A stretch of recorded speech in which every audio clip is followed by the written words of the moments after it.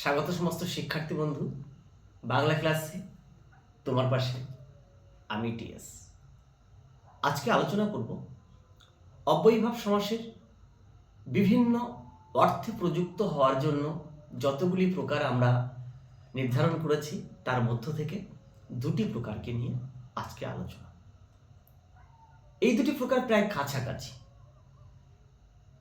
একটি হলো সীমা বা পর্যন্ত অর্থে, যেমন কণ্ঠ পর্যন্ত, আকণ্ঠ,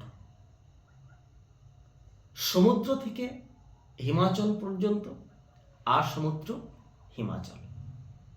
অপরটি হলো ব্যাপ্তি অর্থে, জীবন ব্যাপিয়া, আজীবন,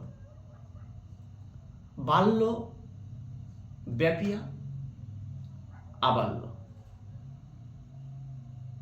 মাস ব্যাপিয়া, মাসভর। Thank you so much.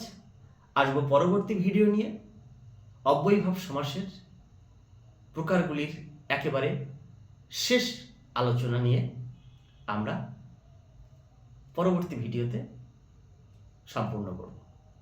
ধন্যবাদ।